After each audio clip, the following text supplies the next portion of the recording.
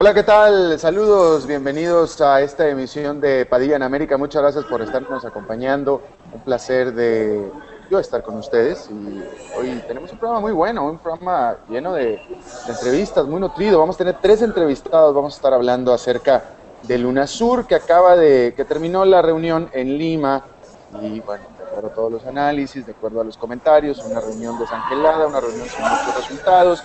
Por principio de cuentas, 5 presidentes faltaron, 3 de los más importantes miembros del UNASUR. Y bueno, vamos a hablar de esto con nuestros 3 invitados. Pero antes vamos a comenzar, como siempre lo hacemos, con nuestro reporte de bolsa. Y se nos une Daniel Estico, editor de economía de Infobae.com. Daniel, fue una jornada bastante marginal, ¿no es cierto?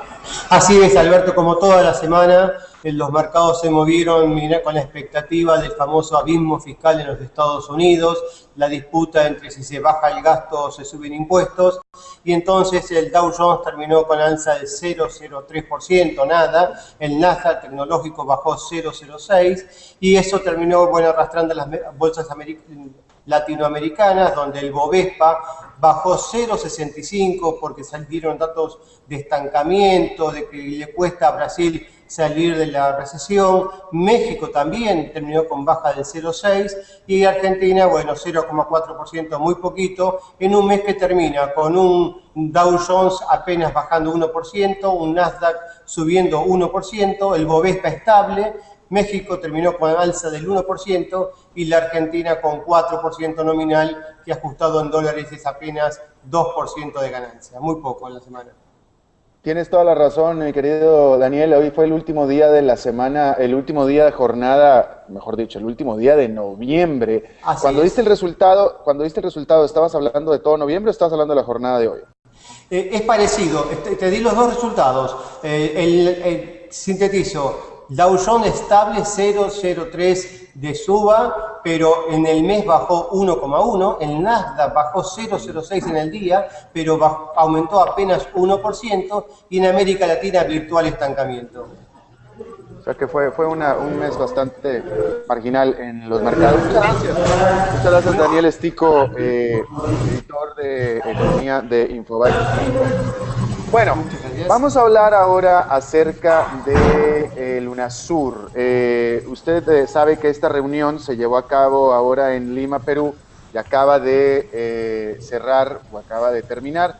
Y pues yo diría que en medio de, pues no sé si decirle críticas, pero sí de comentarios o de análisis por parte de los analistas, en el sentido de que pues, la reunión fue muy desangelada, no hubo grandes resultados y en primer lugar faltaron 5 presidentes. Primero que nada, nada más para aclarar el UNASUR. La UNASUR, la Unión de Naciones Sudamericanas, nace de la unión de otras 2 uniones, que era el Mercosur y la Comunidad Andina. Estas 2 uniones que antes eran separadas, o estas 2 asociaciones que antes eran separadas, se unen y así es como se forma el UNASUR, que prácticamente alberga a toda Sudamérica, pues toda Sudamérica, de Colombia hacia Argentina.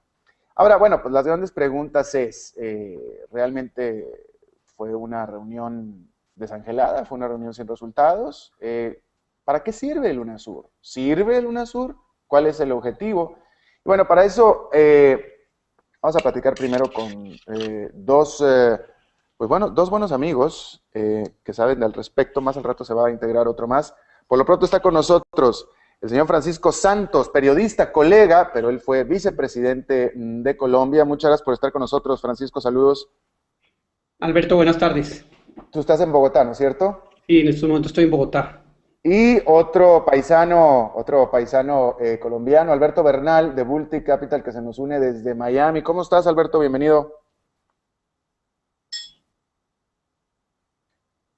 Bueno, no sé si Alberto o no nos oye o lo llega con mucho retraso, pero bueno, en lo que se arregla esto, voy a empezar contigo, Francisco Santos.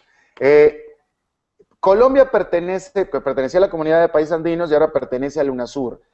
Lo hacía desde que tú fuiste vicepresidente, que fue en la presidencia pasada. La pregunta es, yo en lo personal, Francisco, y aquí voy a hablar de lo personal mío, yo como no solamente porque me tocó vivir el proceso de integración comercial de México con Estados Unidos, sino aparte como periodista y como observador, yo creo mucho en el libre comercio porque he visto los beneficios que el libre comercio, las transformaciones que el libre comercio ha traído a un país como México. Pero yo te pregunto, siendo que el UNASUR no es un tratado de libre comercio, dista mucho, ¿qué es lo positivo que saca a un país como Colombia del UNASUR? Pues yo creo que más bien poco, soy totalmente sincero. UNASUR es un invento de Chávez, no nos digamos mentiras, es un invento del presidente Chávez para crearle un contrapeso dentro de toda su estrategia del ALBA, que no le ha funcionado, por cierto, porque muchos de los proyectos como era la petrolera, el banco, en fin, todo lo que se planteaba, pues quiso crear esta nueva institucionalidad de los países suramericanos y hoy es una sigla más, como otra que después se creó y que tiene que ver con todos los países latinoamericanos y del Caribe, pero sin Estados Unidos. Entonces, en ese sentido, no esta integración comercial, se discuten ciertos temas políticos, hay una fractura de todas maneras de visión de lo que debe ser el desarrollo dentro de UNASUR. Por lo tanto, pues para mí la verdad es muy poco lo que Colombia logra y lo que le sirve UNASUR. Estamos ahí, Colombia está ahí porque tocaba, porque en el momento de su creación era mejor estar ahí para evitar, digámoslo así, que se metieran goles.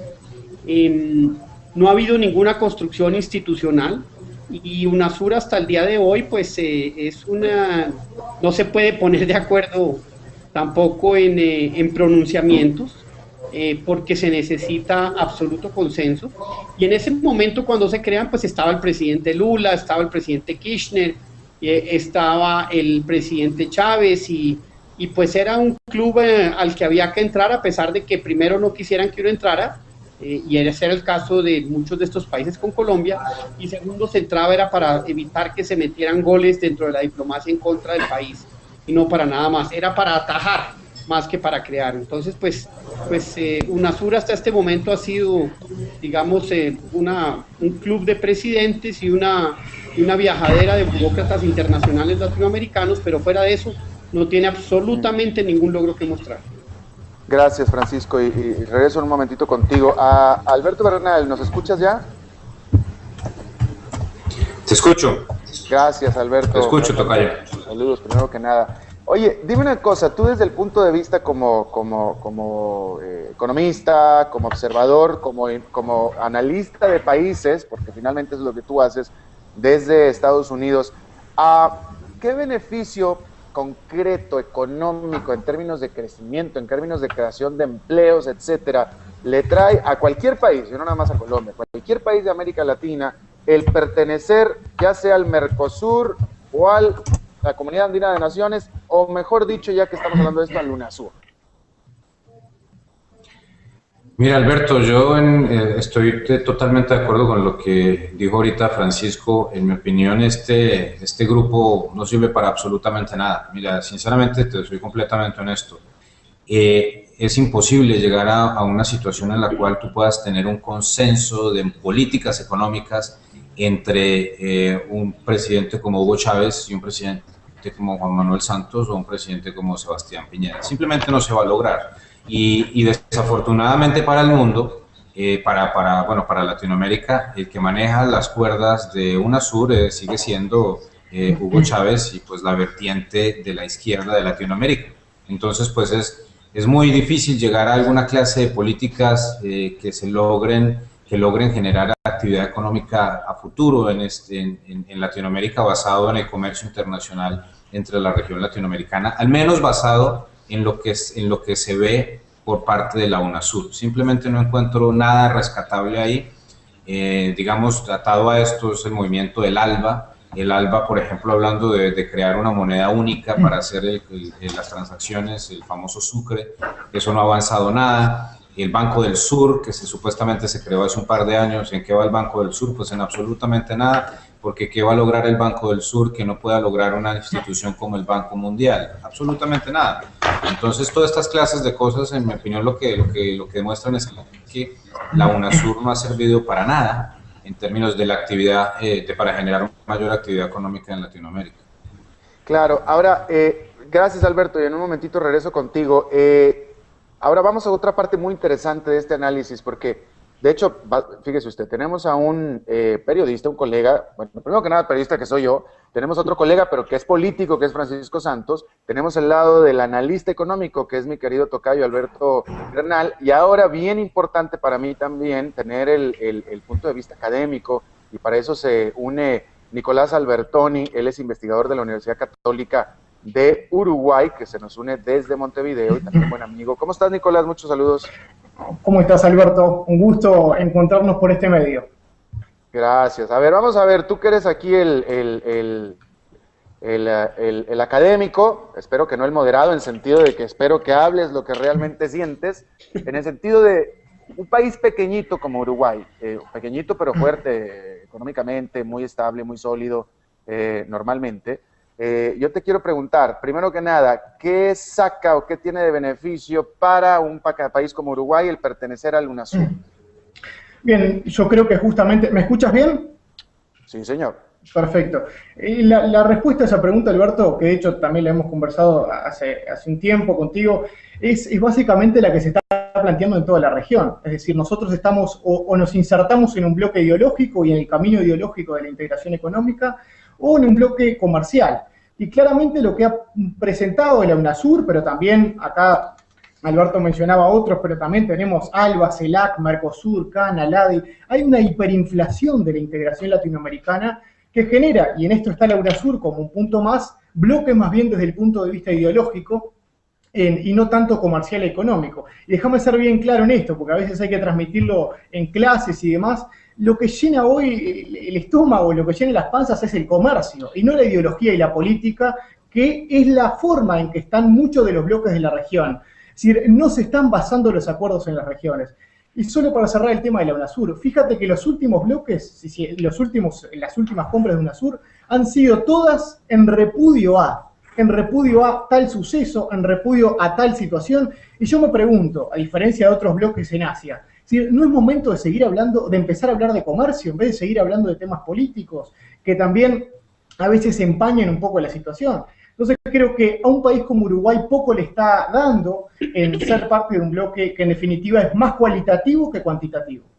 Ahora, y dime una cosa, ¿tú ves alguna intención del gobierno actual de Uruguay de hacer algo al respecto, de cambiar este status quo, de aportar algo más concreto?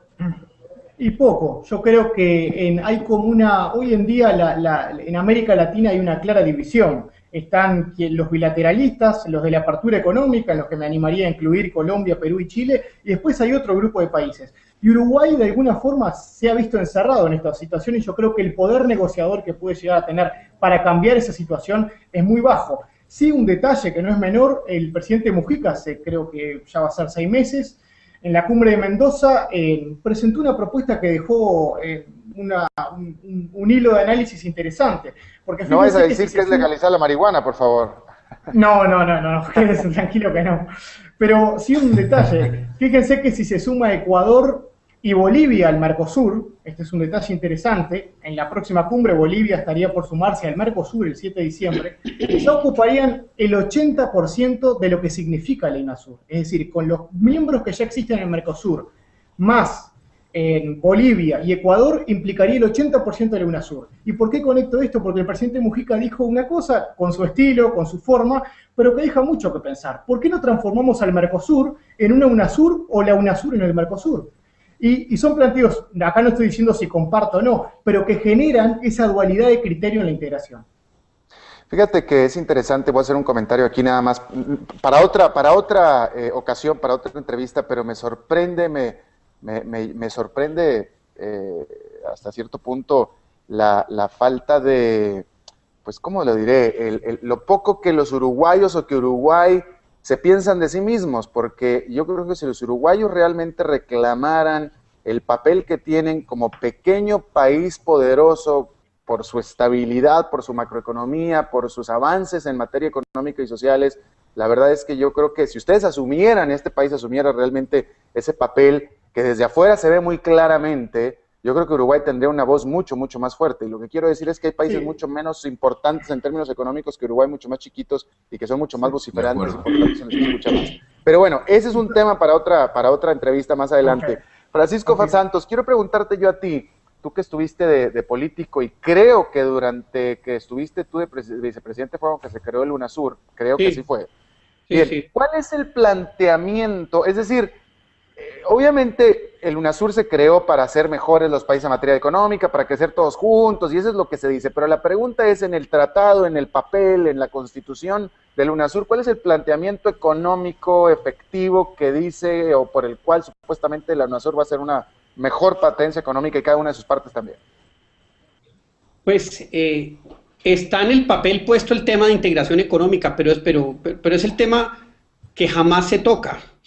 No se han puesto, no nos hemos, los países de Sudamérica no se han podido poner de acuerdo sobre un tema tan sencillo como el de libre movimiento de personas, que lo plantearon en esta cumbre, pero que tampoco va a ser posible por temas de criminalidad, etcétera. Y cuando uno mira todo lo que hoy hay en UNASUR, eso es simplemente buscar declaraciones en un momento dado contra algo o alguien, punto. No hay un manejo, digamos, estratégico de lo que podría ser UNASUR. Estoy de acuerdo con que pues UNASUR es un dinosaurio político, ideológico, que simplemente se crea por una fractura que existe en ese momento, que se mantiene de cierta manera, pero menos, digamos, polarizante hoy en día, pero no sirve de nada, es que no sirve de nada. Por eso se están creando cosas mucho más importantes, como lo que están haciendo México, Chile, Perú y Colombia, el grupo del Arco con una mirada similar al tema del Pacífico, diciendo, mire, qué pena, pero es que nosotros en Sudamérica no vamos a poder hacer nada más, nos vamos para el Pacífico, vamos a mirar hacia el Pacífico, donde está el mundo económico del siglo XXI, donde están creciendo las economías, y los países que tienen esa mirada similar, pues están diciendo, ¿sabe qué? Qué pena con ustedes, pero hacia el este no hay nada que hacer, nos vamos a mirar al oeste. Y yo diría que ese es quizás el contrapeso que hoy existe a la ineficacia de la integración que hay en América Latina, por otro lado, a una OEA que pues sigue nadando esas medias aguas y que existe por un interés importante de Estados Unidos y de muchos países, pero que tampoco cuenta ni pesa para nada, no nos digamos mentiras, si no es por la Comisión Interamericana de Derechos Humanos, tampoco pesaría, como no pesa hoy en el mundo UNASUR y como no hoy pesa entonces creo que es una discusión un poco como arcaica, ¿no? Ahora, el presidente Santos de Colombia estuvo en la reunión de Lima, ¿o no? Sí, está en la reunión de Lima, van después para la posición del presidente Peña Nieto. De México, sí. Pero la verdad es que UNASUR y dime, fíjate que a mí se acaban de reunir toda la semana pasada en España, en Cádiz, se acaban de reunir todos estuvieron ahí, y la pregunta es, aquí hay consenso en que el UNASUR, pues la verdad es que no es tan relevante, pero sin embargo todos los presidentes que pudieron, o que dijeron que pudieron, fueron y repitieron en Lima. Sí, ese es el espacio de reunión, que es importante, ojo, no hay que desecharlo, de todas maneras en esas reuniones pasan cosas, pero es más por la posibilidad de estar varios presidentes en contacto que porque sea UNASUR. Si lo volviéramos el café de Sudamérica, pues de pronto con más flexibilidad se podrían lograr otras cosas, pero distinto a un nombre que no tiene ninguna institucionalidad y que no le ha dejado nada a América Latina, pues UNASUR yo creo que salido Chávez del panorama político de Sudamérica, yo creo que moriría. El UNASUR. Sí, totalmente. Ok, a ver, Alberto Bernal, como economista, ¿qué tipo de elementos tendría que tener UNASUR, Mercosur, cualquiera de los que hemos mencionado aquí, qué tipo de elementos tendría que tener para que realmente pudiera hacer efecto o diferencia económica en términos, por supuesto, del crecimiento económico y creación de empleos? ¿Qué es lo que le falta y qué es lo que debería tener?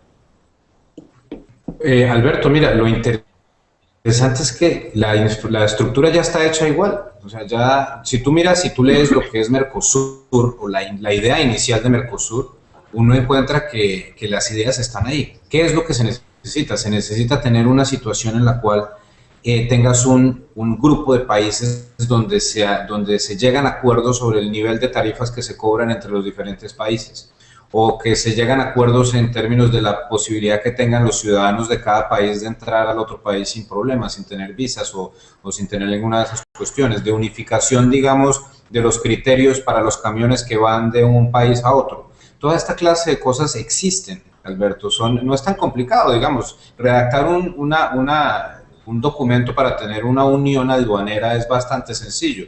Lo han hecho en Europa, existe en Estados Unidos, existe en Mercosur, etc. El problema, Alberto, son las personas. ¿Por qué? Porque es que si está exportando mucho Brasil, Argentina, entonces Cristina Fernández de Kirchner dice, no, están exportando mucho, vamos a poner trabas para las exportaciones. ¿Por qué? Porque a Cristina Fernández de Kirchner le pareció que había muchas exportaciones. Entonces, si Argentina exporta muchísimas cocinas a Brasil, entonces a la presidenta Dilma Rousseff dice que no, me están exportando demasiadas cocinas, entonces ya no me gusta tanto, entonces vamos a ponerle trabas a las exportaciones de las cocinas de Argentina a Brasil. O en el caso de México-Argentina, entonces, o el caso de México-Brasil, digamos, México mandándole coches a Brasil, entonces a Brasil ya no le gustó tanto, a pesar de que existía un tratado para lograr este intercambio, entonces a Brasil ya no le gustó que llegara tanto, entonces ya no vamos a cumplir con los tratados. Entonces esa forma en la cual en Latinoamérica algunos líderes siguen manejando estas leyes del Congreso, dependiendo de si les sirve o no les sirve en un momento coyuntural, es lo que no deja que avancemos. Eso es el problema de Latinoamérica, que es que cumplimos las leyes si nos parece interesante para nosotros, si nos ayuda. Si no nos ayuda, pues simplemente no la cumplimos. Entonces, bajo ese escenario es muy difícil llegar a una situación de unidad de comercio, y por eso es que como decía Francisco, países más lógicos como los Chiles, como los Perús, como los Panamás, como Colombia, etcétera, entonces ya comienzan a mirar a otras partes donde se puedan hacer tratados, o como México también, donde se puedan hacer tratados de comercio con otros países donde se cumplan las reglas de juego y de esa forma se puedan aprovechar los famosos gains of trade, o sea, las ganancias del comercio exterior. Porque es que el comercio exterior ganar no es simplemente exportar más, sino es importar más barato también. Pero esa parte no la entienden algunos líderes de Latinoamérica y por eso es que no avanzamos. Bueno, evidentemente tú estás hablando de algo que a mí me llama mucho la atención. Lo que tú acabas de mencionar se traduce todo en una palabra, que es la discrecionalidad. Si hay algo que yo veo que hay en el Mercosur es una discrecionalidad total, que no veo que suceda en el Tratado de Libre Comercio de América del Norte, por ejemplo, que vi, por supuesto que hay conflictos, pero de ninguna manera son o casi nunca son discrecionales y siempre hay reglas claras de cómo se deben de resolver estos conflictos. Exacto, y la gente cumple, y los países cumplen, digamos, México, Canadá y Estados Unidos cumplen dependiendo de cómo se habla en los tratados en términos de resolución de los conflictos que siempre van a aparecer. Pero lo importante es que haya una intención de cumplir esta situación. Pero el problema, Alberto, como te digo, es la discrecionalidad, como tú dices, perdón, la discrecionalidad, de que si a Rafael Correa le parece que esto es bueno, lo hace, y si le parece que es malo, pues no lo hace. Y no hay nada que hacer, entonces así tú no puedes hacer negocios. Es como que tú solamente pudieras ser una persona que trabaja en el sector financiero y solamente esperas que vas a ganar en todas las transacciones que hagas, ¿no? Pues entonces no puedes hacer absolutamente nada. Claro. Hay que entender que el mundo funciona diferente y hay que tener reglas de juego. Por supuesto. Francisco Santos, vi que estabas queriendo agregar algo. Sí, el problema es del modelo económico, el modelo económico cerrado entrópico que tienen países como Ecuador, como Bolivia o como Venezuela, un modelo, digamos, lo que habla muy bien hacia afuera, pero que le gusta, digamos, el libre comercio, pero solo hacia afuera, no hacia adentro, es decir, no permitir importaciones como es el brasilero. No hay lugar más difícil para los empresarios latinoamericanos para hacer negocios que Brasil. Es el lugar más proteccionista después de Venezuela y Argentina a través de barreras pararancelarias. Y es en ese sentido donde se cierran los espacios para poder de verdad generar la integración económica. Quieren utilizar su peso económico específico. Inclusive México a veces también se comporta de esa manera y lo hablo por experiencia propia cuando era vicepresidente, mirando los problemas que habían con muchos de los productos que Colombia podía exportar. Colombia juega con las cartas abiertas, acepta los tratados, sin y en ese sentido los que... sin tratado de ¿Sí? libre comercio. El problema entre México y Colombia era sin tratado de libre comercio.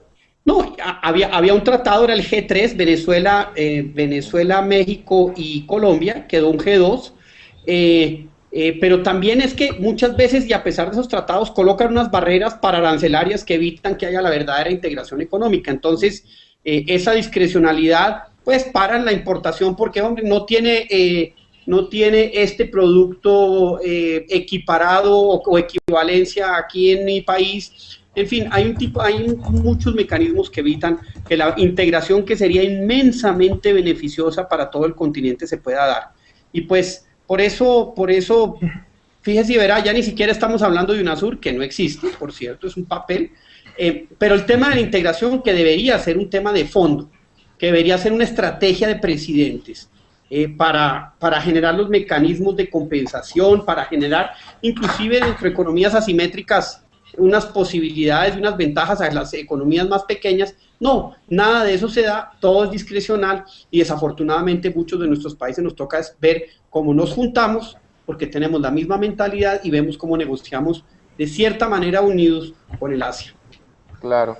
Nicolás Albertoni, cierro contigo, porque en esta reunión que cerró en Lima, pues faltaron 5 presidentes, 3 de ellos nada menos que los más importantes, por no decir cuasi titulares de la creación del UNASUR, que son, bueno, primero que nada Hugo Chávez, no fue, está enfermito, no fue Dilma Rousseff y tampoco fue Cristina Fernández de Kirchner. ¿Y tú escribiste? Sí, la verdad que sí, creo que eso marca claramente, si bien hay razones domésticas, podríamos decir, para la falta de la cumbre, hay un sentido por detrás, que es lo que decía también Francisco. Es tal, y repito, porque es bueno, hay una hiperinflación de acuerdos que genera ese tipo de cosas, que también los secretarios de Estado no pueden estar en todos. Fíjense que ahora, en pocos días, también estos mismos presidentes tienen que estar en la cumbre del Mercosur. Entonces, está la vorágine de acuerdos y de proyectos que existe, que es como decimos aquí en este lado, no sé, creo que también se dice en el resto de América, el que mucho abarca, poco aprieta. Digo, no se puede abarcar tanto en términos de integración para concretar acuerdos concretos. Y quiero decirte una cosa, Alberto, con lo que estaban diciendo los compañeros. Lo que más nos tiene que preocupar en todo esto es cómo se está preparando América Latina para los próximos años, en los que Europa ya seguramente no estará con el mismo nivel de crisis, Estados Unidos con una recomposición, digo, que todo lo que está pasando, pero no será el mismo que el de 2008, y América Latina, que se le dio todo para ser una región emergente, está dejando pasar un momento estratégico de crecimiento. Los datos de 2014 de CEPAL ya hablan de que el comercio sur-sur va a ser mayor al comercio norte-norte. Y ahí nos tenemos que preguntar, ¿quién se va a llevar esa ganancia? Y ahí surgen los países aperturistas, Chile, Perú, Colombia, Panamá, se van a llevar esa mayor parte de la torta porque fueron los que supieron aprovechar este momento emergente. Claro, Nicolás Albertoni, investigador de la Universidad Católica de Uruguay, desde Montevideo. Muchísimas gracias y gusto saludarte de nuevo, mi querido Nicolás. Por favor. Francisco Santos, periodista, colega, ex vicepresidente de Colombia. Te agradezco mucho también tu participación, tu tiempo, como siempre. Alberto, muchas gracias. Gracias. Y alguien que ya es de casa, mi querido Alberto Bernal, de Bulti Capital. Alberto Bernal, alias El Tocayo. Te agradezco muchísimo, como siempre, tu buen apoyo, mi querido. A ti, Alberto, por la invitación. Muchas gracias. Gracias. Y gracias por acompañarnos por esta plataforma, por cierto, Alberto. Saludos.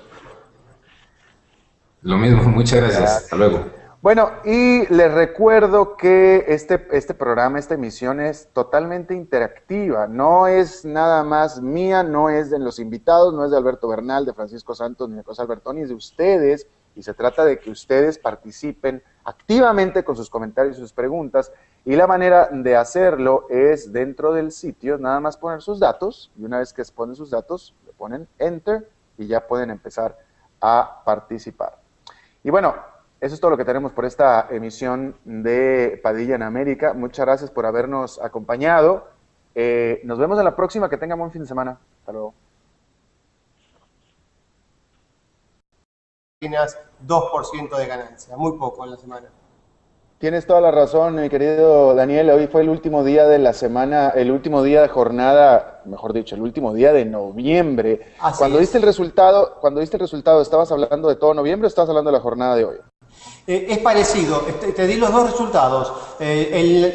Sintetizo, Dow Jones estable 0,03 de suba, pero en el mes bajó 1,1, el Nasdaq bajó 0,06 en el día, pero aumentó apenas 1%, y en América Latina vino, bueno, arrastrando las bolsas latinoamericanas, donde el Bovespa bajó 0,65 porque salieron datos de estancamiento, de que le cuesta a Brasil salir de la recesión. México también terminó con baja del 0,6 y Argentina, bueno, 0,4%, muy poquito, en un mes que termina con un Dow Jones apenas bajando 1%, un Nasdaq subiendo 1%, el Bovespa estable. México terminó con alza del 1% y la Argentina con 4% nominal, que ajustado en dólares es apenas. Hola, ¿qué tal? Saludos, bienvenidos a esta emisión de Padilla en América. Muchas gracias por estarnos acompañando. Un placer de yo estar con ustedes. Y hoy tenemos un programa muy bueno, un programa lleno de entrevistas, muy nutrido. Vamos a tener 3 entrevistados. Vamos a estar hablando acerca del UNASUR, que terminó la reunión en Lima. Y bueno, de acuerdo a todos los análisis, de acuerdo a los comentarios, una reunión desangelada, una reunión sin muchos resultados. Por principio de cuentas, 5 presidentes faltaron, 3 de los más importantes miembros del UNASUR. Y bueno, vamos a hablar de esto con nuestros 3 invitados. Pero antes vamos a comenzar, como siempre lo hacemos, con nuestro reporte de bolsa. Y se nos une Daniel Estico, editor de economía de Infobae.com. Daniel, fue una jornada bastante marginal, ¿no es cierto? Así es, Alberto, como toda la semana, los mercados se movieron con la expectativa del famoso abismo fiscal en los Estados Unidos, la disputa entre si se baja el gasto o se suben impuestos, y entonces el Dow Jones terminó con alza de 0,03%, nada, el Nasdaq tecnológico bajó 0,06 y eso terminó al estancamiento. O sea que fue un mes bastante marginal en los mercados. Muchas gracias Daniel Estico, editor de economía de Infobae. Bueno, vamos a hablar ahora acerca de UNASUR. Usted sabe que esta reunión se llevó a cabo ahora en Lima, Perú, y acaba de cerrar o acaba de terminar. Y pues yo diría que en medio de, pues no sé si decirle críticas, pero sí de comentarios o de análisis por parte de los analistas, en el sentido